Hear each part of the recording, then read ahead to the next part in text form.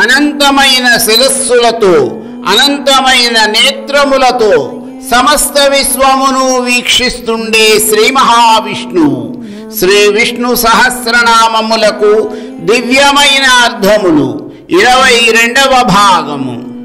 బహుశిరాః అనేక శిరములు గల పరంధాముని పురుష సూక్తము ఈ విధముగా వివరించింది. సహస్రశీర్ష పురుషః సహస్రాక్షః సహస్రపాత్ సభూమిం విశ్వతో వృత్వా అత్యధిష్ఠదశాంగుళం. విశ్వరూపుడైన పురుషుడు 1000 తలలు 1000 కన్నులు మరియు 1000 అడుగులను కలిగి ఉన్నాడు. ఈ 1000 అనేది అసంఖ్యాక సంఖ్యను సూచిస్తుంది. ఇది పరమాత్ముని యొక్క సర్వవ్యాప్తతను సూచిస్తుంది. ఆయన విశ్వమును అన్ని వైపుల నుండి ఆవరించి ఉంటాడు మరియు 10 దిశలలో దాటి విస్తరించి ఉంటాడు. అటువంటి పురుషుని శ్రీ విష్ణు సహస్రనామ స్తోత్రము బహుశిరా అన్న నామముతో కీర్తించింది.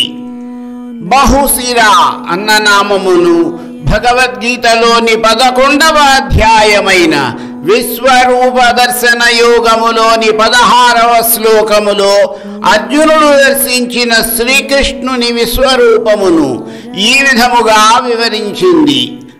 అనేక బాహూదర వక్త్ర నేత్రం పశ్యామి త్వాం సర్వతో అనంత రూపం నాంతం న మధ్యం న పునస్తవాదిం పశ్యామి విశ్వేశ్వర విశ్వరూప.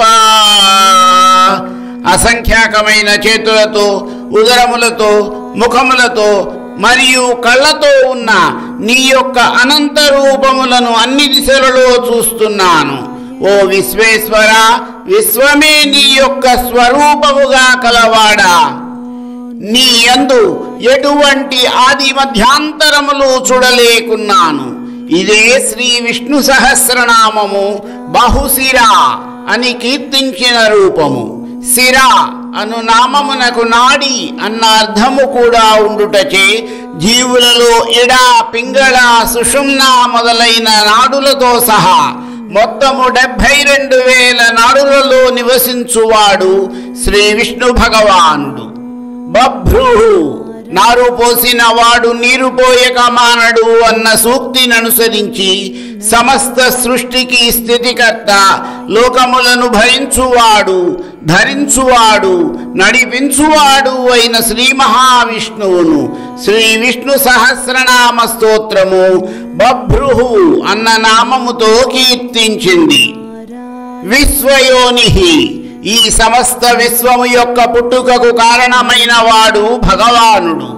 ఈ విషయమును పరంధాముడైన శ్రీకృష్ణ భగవానుడు భగవద్గీతలోని 10వ అధ్యాయమైన విభూతి యోగములోని 8వ శ్లోకములో ఈ విధముగా వివరించారు. అహం సర్వస్య ప్రభవో మత్తః సర్వం ప్రవర్తతే ఇతి మత్వా భజంతే మాం బుధా భావ సమన్వితాః. నేనే సమస్త సృష్టికి మూల ఉత్పత్తి స్థానమును, నా వలననే అన్నీ నడుస్తున్నవి. దీనిని సంపూర్ణంగా తెలుసుకున్న జ్ఞానులు నన్ను అత్యంత భక్తి విశ్వాసములతో ఆరాధిస్తారు. ఆయనే సృష్టి క్రమాన్ని నిర్దేశిస్తాడు. విశ్వము యొక్క విభిన్నములైన స్థూల సూక్ష్మ పదార్థాలని మొదలైనవన్నిటినీ సృష్టిస్తూ ఉంటాడు.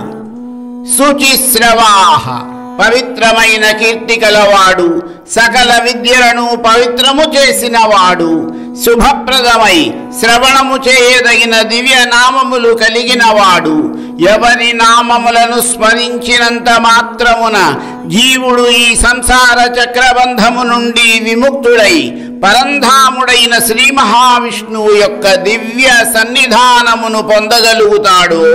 అటువంటి భగవంతుని శ్రీ విష్ణు సహస్రనామ స్తోత్రము శుచిశ్రవాహ అన్న నామముతో కీర్తించింది. ఈ విషయమునే శ్రీకృష్ణ భగవానుడు మోక్షధర్మ పర్వంలో అర్జున, పాప విషయములను కాక పవిత్రమైన వినదగిన విషయములనే నేను వినదను అని వివరించాడు. అమృత, భగవానుడైన శ్రీ మహావిష్ణువు యొక్క హృదయము ఎప్పుడూ అమృతమయమై పొంగి పొరలిపోతూ ఉంటుంది. ఆయన అనుగ్రహము పొందిన ఆయన సంతతికి మరణము అంటూ లేని అమృతత్వము లభిస్తుంది.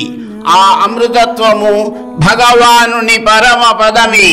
అయరో అమరహ అన్న శృతివాక్యముచే మరణరహితుడైన భగవానుడు అమృత అన్న నామముచే కీర్తించబడినాడు. ఆదిశేషుడు అనంతాసనముగా కలవాడు, సమస్త గుణములచే పరిపూర్ణుడైన వాడు, అపరిమితమైన శాస్త్రజ్ఞానము గలవాడు అయిన పరంధాముని శ్రీ విష్ణు సహస్రనామ స్తోత్రము అమృత అన్న నామముచే కీర్తించింది. శాశ్వత స్థాణు, జగన్నాథుడైన పరంధాముడు నిత్యుడు, నిశ్చలుడు, చలనరహితుడైన వాడు. శాశ్వతముగా స్థానురూపములో ఈ సమస్త విశ్వములోని అణువణువులోనూ వ్యాపించి ఉన్న మహాతపస్విని నమ్ముకున్న జీవులకు కోరిన వరములను, మహోన్నత స్థానమైన పరమపదమును ప్రసాదించే సమస్త లోకములకు స్థిరమైన శాశ్వతమైన ఆధార రూపమై ముక్తులకు ఆశ్రితులకు ఆధారభూతమైన శ్రీ విష్ణు భగవానుని, ఆయనను పరమ పవిత్రమైన నామములతో కీర్తించిన శ్రీ విష్ణు సహస్రనామము శాశ్వత స్థాణు అన్న నామముతో కీర్తించింది. వరారోహ, జ్ఞానార్థులై జ్ఞానస్వరూపుడైన భగవంతుని ఆశ్రయించిన వారికి జ్ఞానగమ్యమైన వాడు, శ్రేష్టమైన గరుత్మంతుని తన వాహనంగా అధిరోహించిన వాడు జగన్నాథుడు. వరా అనే శబ్దమును పరా అన్న శబ్దముగా గ్రహించినట్లయితే అది అత్యంత ఉత్తమమైన పవిత్రమైన ప్రవర్తన గలవారిని సూచిస్తుంది. అటువంటి వారిలోకెల్లా ఉత్తముడైన పరంధాముని సూచిస్తుంది వరారోహ అన్న నామము. అదే విధముగా పరాహ అన్న నామము అసురాంతకుడైన శ్రీ మహావిష్ణువుని కీర్తించే నామము. మరికొన్ని నామములకు అర్థములు నా తదుపరి వీడియోలో.